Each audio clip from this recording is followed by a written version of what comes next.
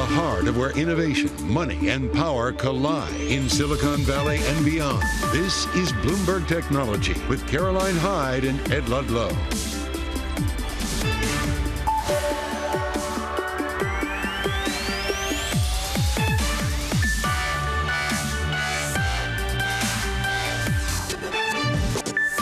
I'm Caroline Hyde at Bloomberg's World Headquarters in New York. And I'm Ed Ludlow in San Francisco. This is Bloomberg Technology. Coming up, we'll have full market coverage ahead. Inflation, those worries they cool, the rate hike bets come down. Will this fuel still the tech sector rally? As APEC gets underway in San Francisco, tech executives look to meet with China's Xi. We'll bring you the details. And Apple's largest assembler of iPhones, well, it warns of a sales drop as demand concerns linger in the smartphone market. We'll have more ahead of Foxconn, but first, let's check in on these markets because it is a macro story of the day. Inflation, it cools the CPI print, just showing 0.2% growth in terms of the core, and it means we have fuel to the fire of the Nasdaq. We're currently up some more than 2% at the moment, and we're seeing that really across the major benchmarks as well, even small caps getting a fire on. Two-year yield, look at that, absolutely spiraling lower by 19 basis points as those bets for any hikes, and in fact, the bets of a cut really start to dial up in the summer of 2024. I'm looking at the dollar index down by more than a percentage point. It's lower versus every major currency pair. But then why, Ed, is crypto on the downside? Let's have a quick look at what's happening in Bitcoin, because really we're off by some 0.6%. This risk asset not getting the love from that inflation print and indeed from a percentage point fall in the US dollar. So clearly just maybe some profit taking that's been happening. We're still at that 36,000 level. But Ed, what's happening on the micro? There's a lot happening in the show today, and the stocks behind me kind of reflect the stories we'll cover. We're going to look at Foxconn and its earnings, the main contract manufacturer that assembles the iPhone. A worrying outlook, but Apple actually up, moving higher. Grindr had strong earnings, the stock up significantly. We will speak to the Grindr CEO. And then finally, Alphabet, parent company of Google. We're going to go to our reporter to talk about what YouTube's doing in the context of AI-generated content and content moderation. In terms of a stock story, there is one name that is a big story in its own right, and that is Nvidia. Nvidia shares up around 1.5% in the session, but currently up for a 10th straight day. And if they close higher and in the green, that 10-day win streak matches the record that Nvidia set in December of 2016. It is the best performing stock on the S&P 500 year to date. It is the best performing stock on the NASDAQ 100 year to date, and its gain is almost 240% year to date. The story in the near term has been around AI, right, and their product announcements, but also in this session, getting a boost from that cooler than expected inflation print. And Ed, it is part of the so-called Magnificent Seven, those key stocks that have just driven some of the rally throughout the year. Is it still time to be buying into them? We're pleased to welcome the perfect guest, Lafa Tengler, Investment CIO, Nancy Tengler, who I think has some key thoughts on really whether there's still fuel to the fire of the tech rally. Is there when you're getting these sorts of inflation prints? Oh, absolutely. I mean, the market loves it. But let's also not forget that these stocks have been delivering all the way through the rate hike regime from the Fed. And then again, with inflation higher, we have argued that inflation comes down symmetrically, but not necessarily linearly. So I think that this is a good number, not a huge surprise, and we'll see what happens in December. But, you know, Caroline, I wrote a piece that this market is analogous to 1990, where we had inflation above 3% for the entire decade. Yields between 5 and 8% on average for the entire decade, a war, a recession, productivity like we have now. And then in addition to that, the indices were up, 400%, over 400% for the Dow and S&P, and over 800% for the NASDAQ. But Nancy, to be clear, in your mind, have we hit peak rate? Ed, I think so, but that doesn't mean we're not going to continue to see volatility. I think, we've never had this much supply come on so quickly. And so I think we'll continue to get, the market will react to bits of news. We'll see what the PPI says. But in general, I think we're kind of there. Going back to that 90s reminiscing and perhaps echo that we currently see in the current market, Nancy, is it that, therefore, we can continue to run on the same sort of 7 names that the market has loved thus far? Or do you need to get broader, wider in where you anticipate some of the gains are going to come from? I do think you need to get wider, Caroline. I mean, I think we need industrials to work again, maybe energy. I think financials have to do some of the heavy lifting. But in general, if you look at the Magnificent Seven, this is not my work, it's Jason Trennert's at Strategas, and he separated it out as its own sector.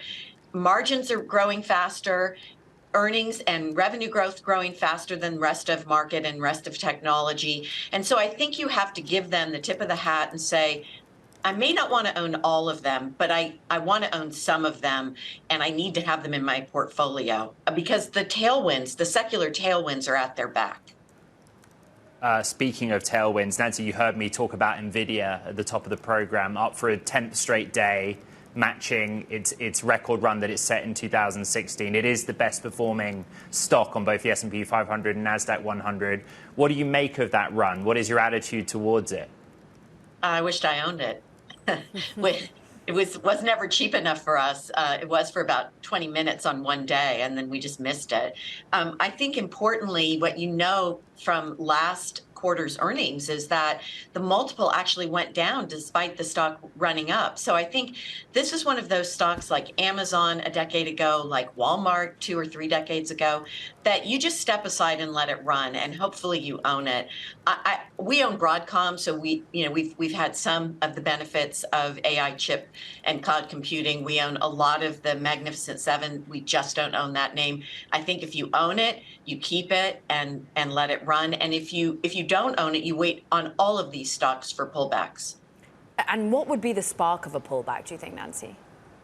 Well, I think we got one in October, so and September. I think if we and that was based on the Fed saying they were going to be higher for longer. But I would argue in the medium term that doesn't matter because we've had much higher rates and strong investment performance, particularly from technology. And then I think if we get conflicting data and we just continue to hear the Fed speak, the market is still reacting to that on a daily basis. But I would point out that the reason I think you want to own these stocks for the long term is that in periods of tight labor markets, and there have historically been 3 or 4, but one again that's mostly analogous, which was around the 80s, 90s, these stocks, the spend in technology has gone up, and then these stocks have outperformed.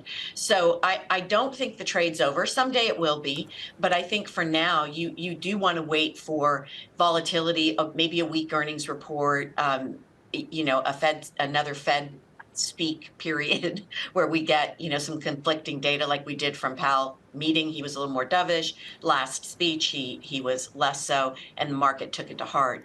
Those are your times. That's the time when you step in. Stepping into, well, an Nvidia, as we're just hearing from Ed, is up more than 200%. Microsoft's just hugely outperformed. So has the likes of even Meta in this year of efficiency, Nancy.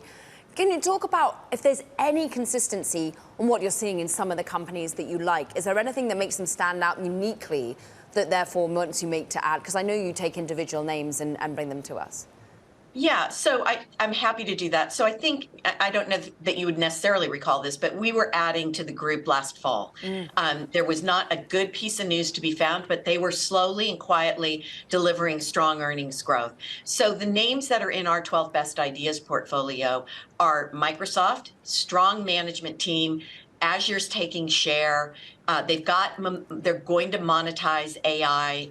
We're seeing them cram it into every nook and cranny of offices and every other aspect of their business. The deal went through with Activision. They launched 365 Copilot.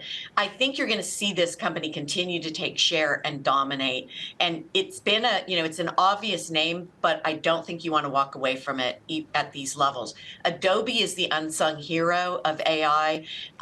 It's also a good management team. That is our theme. We pay very close attention to management.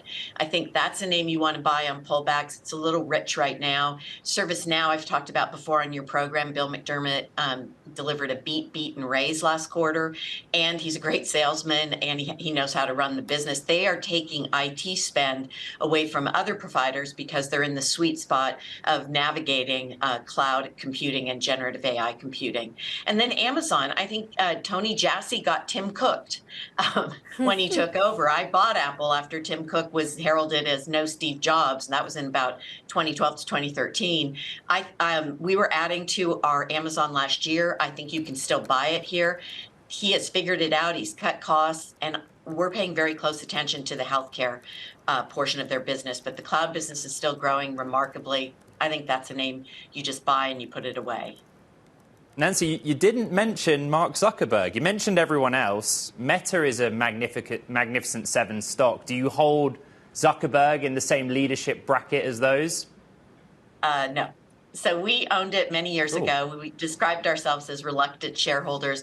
We sold it at levels at about current levels and a little bit higher. We missed getting back in. But as with Google, though we do own some of Google, not in our 12 best ideas portfolios as the names I just discussed were, but we don't like the two share class. It's really an advertising business. I think the Meta misstep and the spending at both companies needs to be reined in.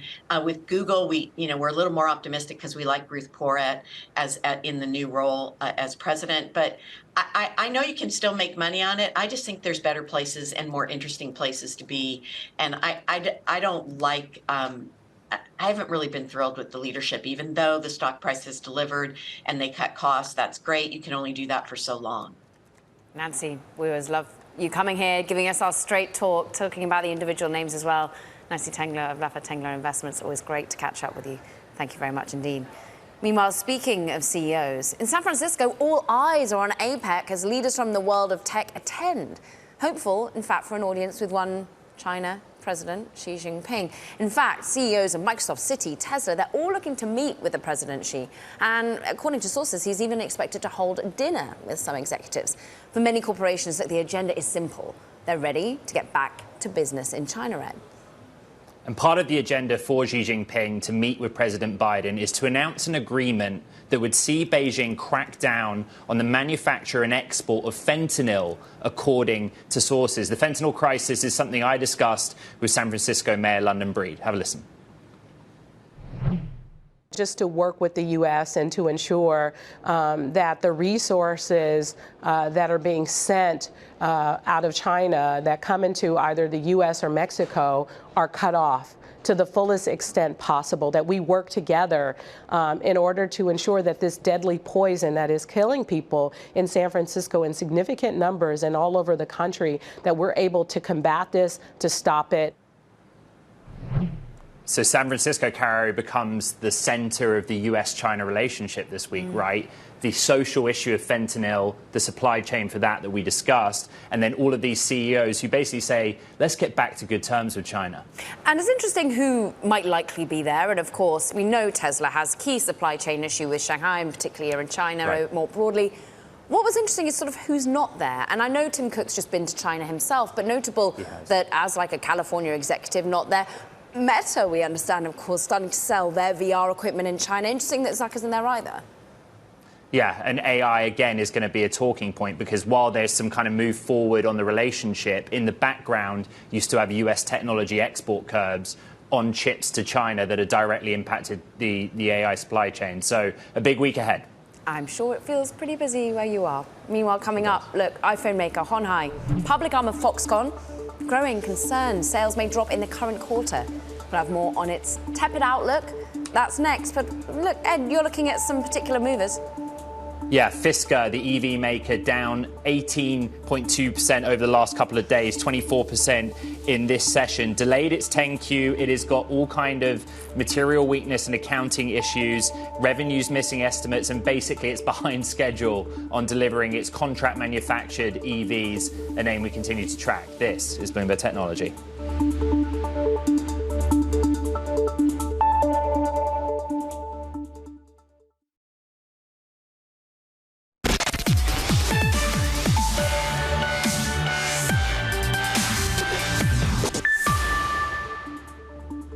Okay, time for Talking Tech. And first up, Sea, Southeast Asia's biggest internet company, is reeling from profit loss in its third quarter. The Singapore-based company posted a net loss of $149 million compared with a profit of $322 million the previous quarter. The e-commerce growth in the region has been pressured by macro conditions and intense competition in the sector. And Snap is reportedly teaming up with Amazon to let its users shop for products directly from ads on the Snapchat app. Shares are rising after the information reported that the deal's being launched for US customers. This comes after last week's news of a similar deal with Meta for shopping on Facebook and Instagram. Plus, Huawei and Xiaomi are leading the resurgence in China's smartphone market. Phone sales were up 11% in the first 4 weeks of last month compared to the same period a year ago, according to Counterpoint Research. The domestic brands picked up the slack, while Apple's latest set of phones had an unusually muted debut in China so far. Caro. And let's stick on that muted demand for some of Apple's iPhones and what that means for its key manufacturer, Hyde. It's actually been revising its outlook after profits. They beat expectations, but revenue's still under pressure. Remember, this is the public arm of Foxconn, and it's been warning that sales may fall as demand for the iPhone remains kind of in flux. Very pleased to say that we're joined by Mandeep Singh, Bloomberg Intelligence Senior Technology Analyst. And perhaps not that surprising, given that we know that there's sort of a cultural backlash somewhat against Apple, use of the phones in government as well. But how much is this starting to be reflected in the supply chain? Well, so think of, how these companies are connected, TSMC and Foxconn. And if you see weakness, with TSMC calling out PCs and smartphones continuing to be weak, it's not a surprise that, Foxconn did the same. And at the end of the day, the consumer electronics market, we don't know if it has bottomed. Everyone keeps talking about it. With PCs, we saw a couple of data points this quarter that suggested a bottom, but we don't know that yet. And I think this is a confirmation that consumer may be weak, in the first half of next year as well. A lot of this, Mandeep, is like reading the tea leaves of third-party data and suppliers, right? Go back to Apple's earnings, and Tim Cook talked about when he visited the country that they claimed to have the top 4 smartphone handsets in a market that they saw as contracting. And you kind of draw the conclusion, well, does that mean you're taking market share?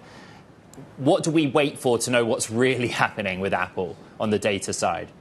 I mean, look, with Apple, clearly, the iPhone 15 isn't going to be a big upgrade cycle. That's what it seems like. And everyone is talking about what they can do at the chip level to really drive that, Gen AI kind of adoption at the edge level. But look, for Foxconn, it's more about what else can they diversify with. And there is demand for AI servers. In fact, Nvidia, when they are making these Gen AI servers, they're having TSMC make the chip, and Foxconn is the assembler. So clearly, there is demand when it comes to AI servers. I think it's just the consumer side continues to be weak. And these companies, all of them, TSMC, Foxconn, have a pretty sizable consumer exposure. In fact, I would say it's almost 60% of their business, whereas AI servers is still less than 5% of their overall footprint.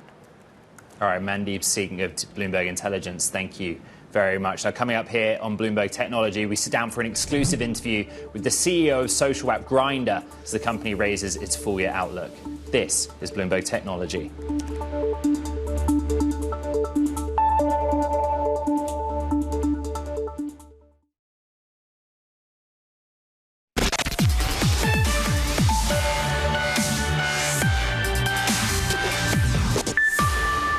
Shares of Grindr absolutely popping today.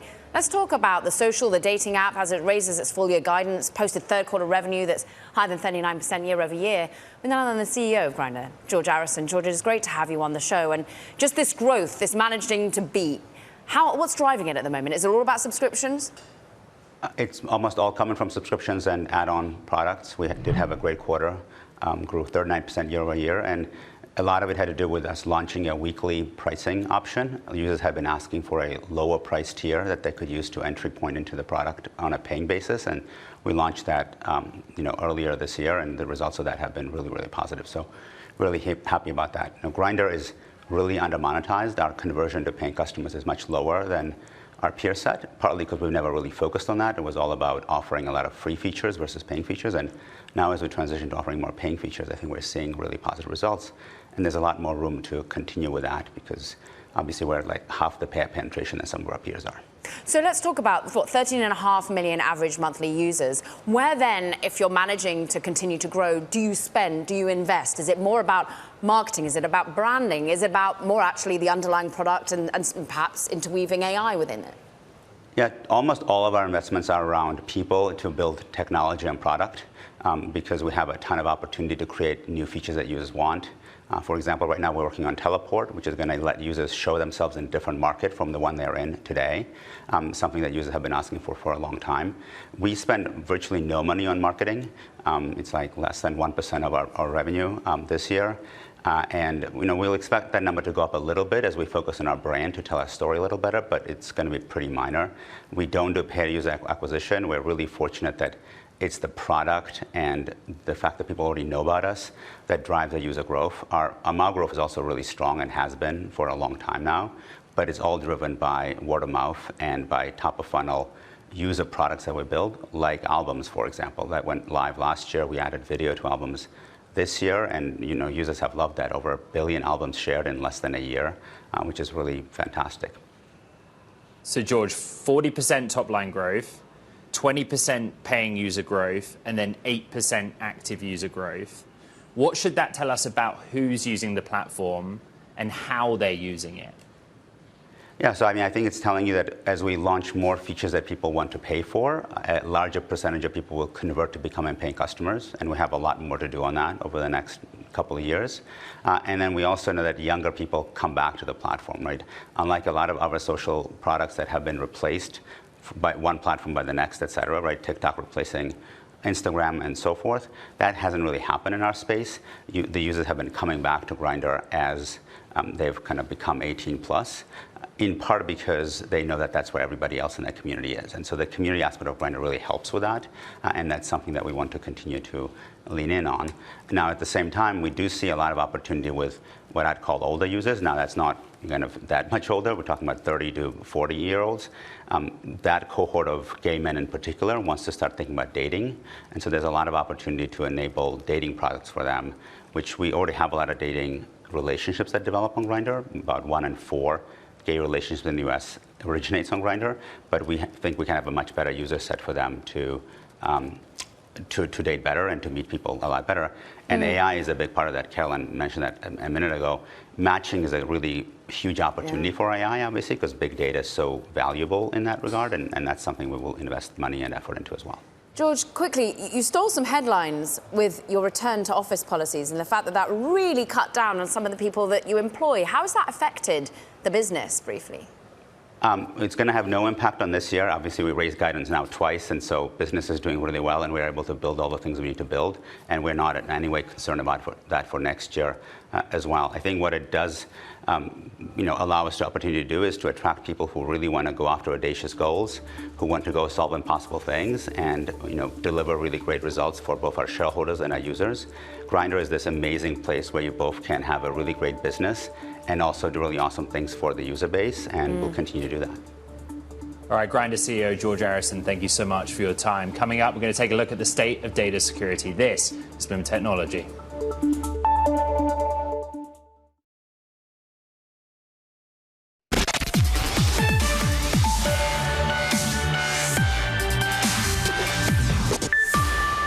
Welcome back to Bloomberg Technology. I'm Caroline Hyde in New York.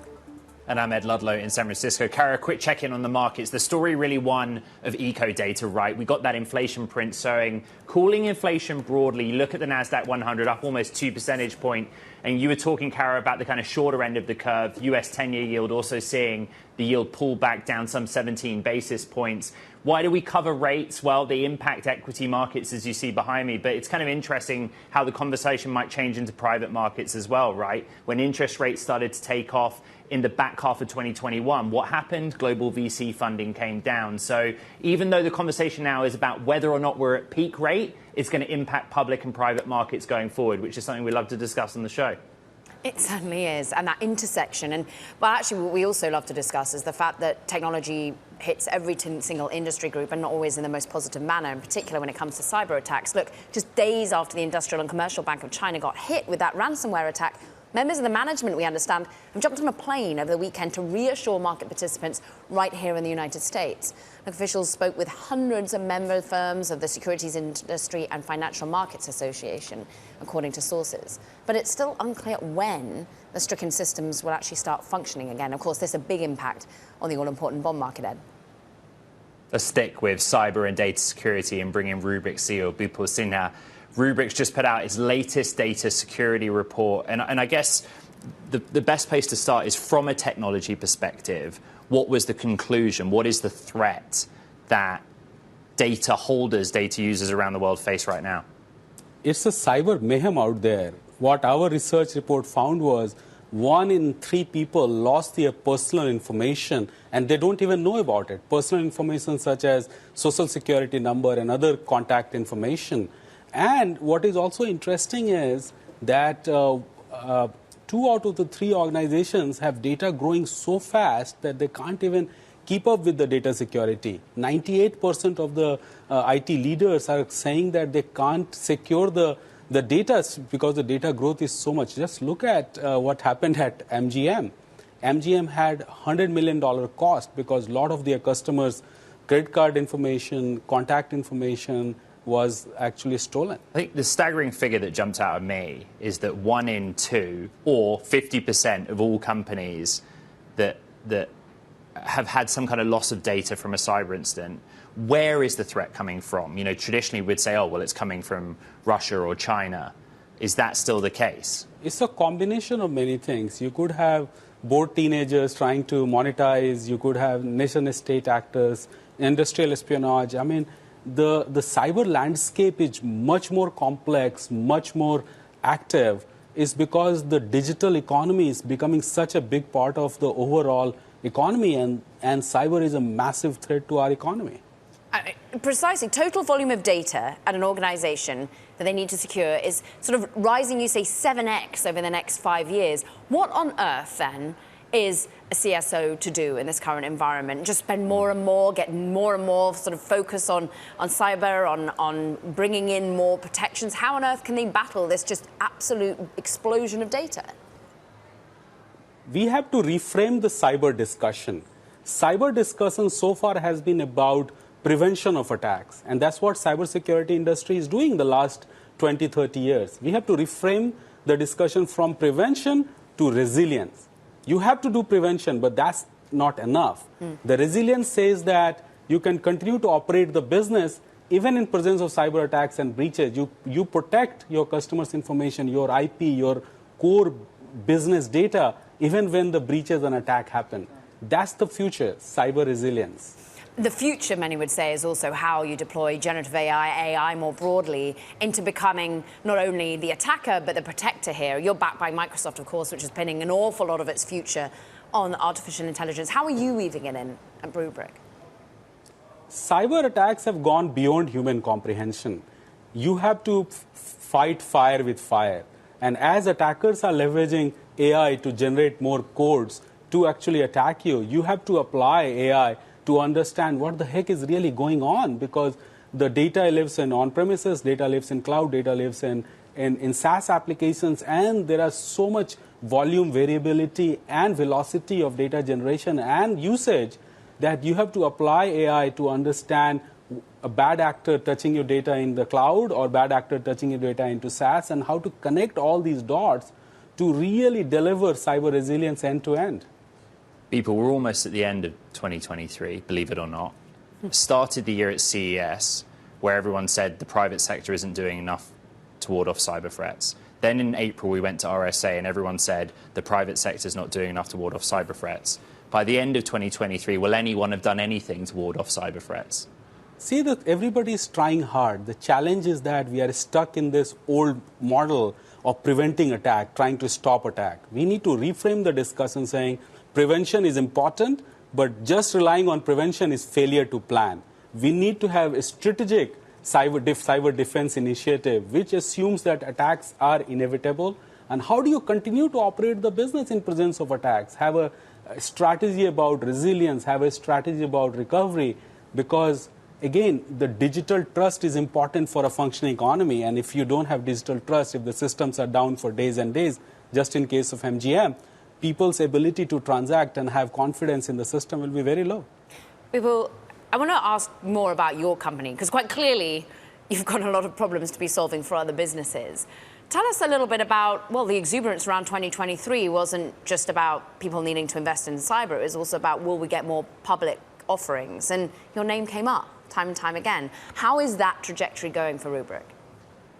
Our business is very strong because of the fundamental realization that businesses have to have a plan of cyber recovery, cyber resilience, and that's what we are delivering in the marketplace. Obviously, given the interest rate environment, given the broader macro economy, the market is in a little bit of a situation, and we are watching the market. We are preparing ourselves. When the market is right, when we are ready, we'll enter the public market. And that happening within 2023, I talked about how little of it is left, is on the cards?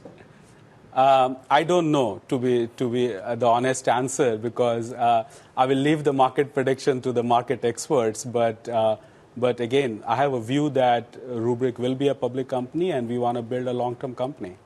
CEO Bipul Sinha, great to have some time with you of Rubrik. Thank you. Meanwhile, coming up, let's talk about women's health. The tech startup Circle gets backing from Sheryl Sandberg's new VC firm. Circle CEO Juan Carlos Riviero is going to be joining us next. This is Bloomberg Technology.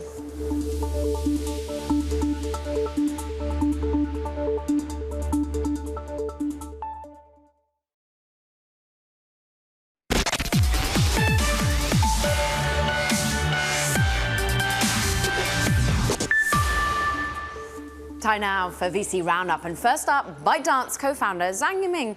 His 5-month-old VC firm, Cool River Venture, has leased space in one of Hong Kong's most recognizable skyscrapers. An influx of Chinese financial houses have flocked to Hong Kong as it tries to promote itself as an Asian financial hub emerging from the, barren years of COVID. Meanwhile, General Catalyst, Bain Capital, nearly actually 3 other dozen VC firms have signed a set of voluntary commitments with feedback from the Biden administration for how the startups they back should develop AI responsibly. It includes pledges to forecast AI risks and benefits and audit and test to ensure product safety, among many other things. These standards, though, aren't binding. And Collective Global, it wants to change how pensions access the innovation economy. It's a new investment fund, and it's co-owned by the California Pensions. It's launching with more than $1 billion in committed assets under management and a goal of broadening the plan's exposure to venture capital, Ed. Let's stick with venture capital. In one of her first investments since leaving Meta, Sheryl Sandberg is backing the health tech startup Circle through her new venture capital fund, SBVP. Circle uses AI to analyze biomedical and genomics data with the goal of improving women's health and women's health care. Circle CEO Juan Carlos Riviero joins us now here in San Francisco. Thank you for having me. Thank you for being here. So on Sheryl Sandberg's backing, there's the cash injection. But what does a kind of long-time tech executive like that bring you beyond just the money? Well, we are very proud and honored of having Sheryl and Tom as an investor, like the rest of the investors in Circle. We are committed to improve women's health, and we are committed to do it using data. And they are sharing that vision and that commitment because it's huge possibilities and room for improvement in our women's health because it's massively underserved. Historically, they have been out of medical studies until 30 years ago. There are roughly around 700 diseases that they take 4.5 years to be diagnosed properly versus men. And the overall investment in women's health is below 2% if you exclude oncology. So you can imagine that there is room of opportunities to improve women's health, and using data, we can do that. So we are very successful now. We are working with U.S. Fertility, that is the largest clinic in the U.S. by far. We are also in Mexico, Argentina, and Colombia, and Europe with Eurofins. It's one of the biggest lab testing companies in genetics. So having the support of people like Sheryl and Tom is just going to help us to scale and make the company bigger and have a bigger impact. Juan Carlos, how does the technology work? So I think the main difference between us and everyone else is the scale and the resolution. We want to enable personalized and precision medicine on women. And basically what it means is that every woman is different, and what it works for some women doesn't work for others. We provide the tools and the data to the healthcare system to understand those differences, to provide the best solution for each of those women. It's basically what FDA calls real-world data, real-world evidence. So you need to understand the historical data in order that you can provide the best recommendation and the best solution for a new patient walking into the clinic or for a new drug development. So yeah. if we... Go ahead. Well, I'm interested in that data and that data collection. It says on your website that you strive to meet HIPAA compliance standards to ensure that privacy. But striving doesn't always mean hitting. How are you ensuring that this privacy to data remains, I'm sure, top of mind? So this is a very important question, and I'm thankful you're asking. So we are building this biomedical and genomics graph that basically connects billions of data points from medical reports, biological data, and genomics data to enable that precise and precision medicine coming from multiple and different hospitals around the world. And we're doing it using our AI platform that anonymize and remove all the API information that is in those medical records to make sure that it's never possible to go back and take it, all the personal information, and also to understand it and merge it, put it all together to build that graph that can provide those unique insights to improve the woman's health. So we are using AI. We are spending a lot of time to make sure that it's completely anonymized, secure, and it only built it to build the good things that we want to provide for women's health. Cheryl, of course, very passionate, I'm sure Tom too, about equality here and underserved community of women, but she's also a shrewd business person, both of them. And I'm interested in where the money, therefore, comes into your business. You're partnering with clinics. Are they paying you? Where does the money flow back to you as a technology provider? So first, we're talking about half of the population, okay? So any business that is targeting half of the population should be a very good business, that by default.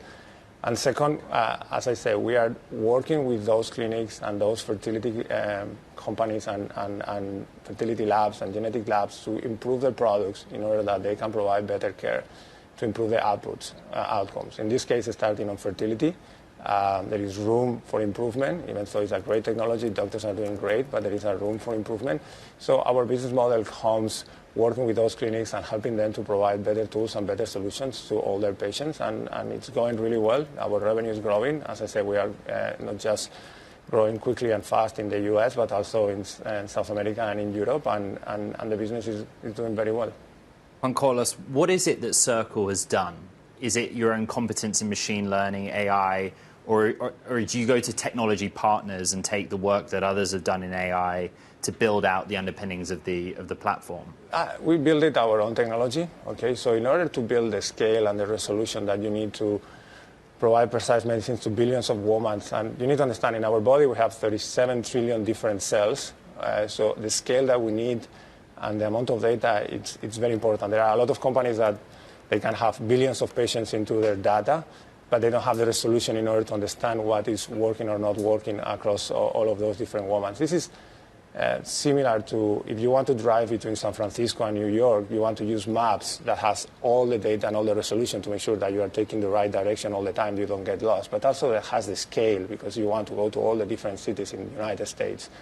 To do that at that scale without human intervention and only using machines and in the secure way, like Caroline was suggesting, you need to have advanced machine learning technology that we have developed in-house, yes. All that unstructured data that you're making sense of, you call it, what I think, Medicine 3.0. We thank you, Circle CEO Juan Carlos Rivero there. We appreciate your time. Meanwhile, coming up, let's talk about YouTube, putting out new rules for video makers using generative AI. We'll have all the details next. This is Bloomberg Technology.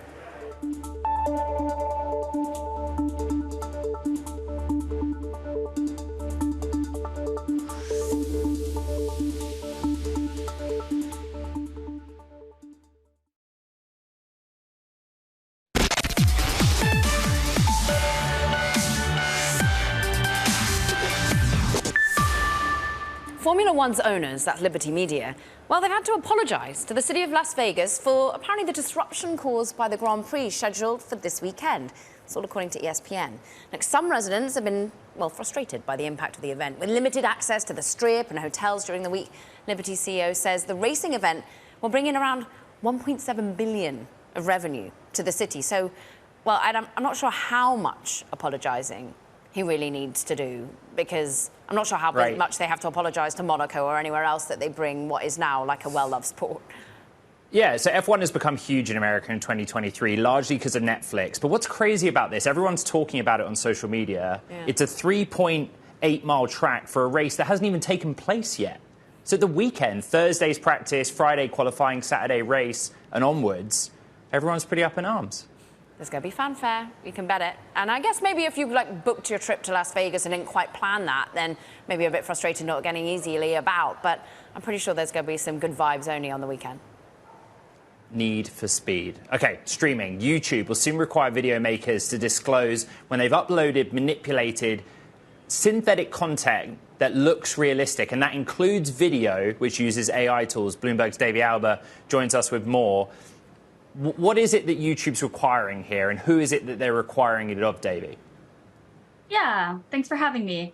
So YouTube said in its blog post announcing this new policy that in the next year, creators who use YouTube's video platform need to check these new options on the creator side and disclose when they have used synthetic or manipulated content in their videos. And that would automatically create a label within the video description that indicates to readers that there is some synthetic content in there. And that would apply for any AI-generated video content, including YouTube's own AI-making tools.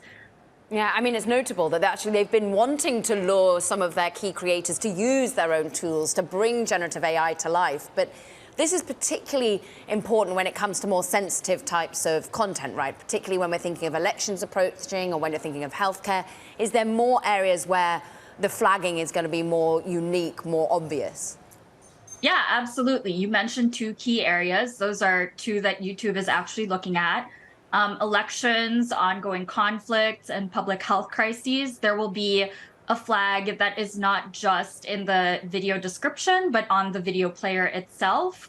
And YouTube is saying that for these sensitive topics, there's a higher bar. You have to, disclose these things to viewers. And as part of the requirements that it is now putting onto these creators, if creators actually don't disclose these things consistently, they may be subject to penalties on YouTube, including removal of the content on the platform or being demonetized, so unable to make revenue from advertising on YouTube. I mean, Davey, all of this feels like a bit of a no-brainer, particularly after Meta had just been announcing they're doing the same, particularly when it comes to ads that might well have, generated content within them. What is difficult about this for YouTube? Why has it taken them, a week later versus Meta, for example? Yeah, well, Google has actually announced a policy that would apply to political ads on all of its platforms, including Google Search, YouTube and elsewhere, that would flag users, people who are viewing the content, if there are AI-generated content in that. This is different because it applies to just content that is created on YouTube and not particularly for advertising. But, Google is in a very special position here because they both create generative AI tools that really anyone can use, and they have the platforms such as YouTube to distribute this kind of content far and wide. And so, all year Google has been talking about the enormous responsibility that comes with AI and, putting AI into the hands of people. And this is one demonstration of them trying to, sort of walk the walk and say that, we are doing the right thing. We are adding these disclosures, letting people know when generative AI is in use on our platforms. All about the responsibility when you're building the tech too. Bloomberg's Davey Alba, thank you so much for joining us on All Things YouTube. Meanwhile, look, that does it for this edition of Bloomberg Technology. And boy, another jam-packed show across earnings and indeed technological development, Ed. Yeah, and thanks to everyone out there that's listening to the podcast, recapping the show. We're on Apple, Spotify, iHeart, and of course, all of the Bloomberg platforms. Coming up on Bloomberg Television, a live exclusive conversation with Ken Griffin of Citadel. That coming up in the next program. It is one that you do not want to miss. From here in San Francisco and out in New York City, this is Bloomberg Technology.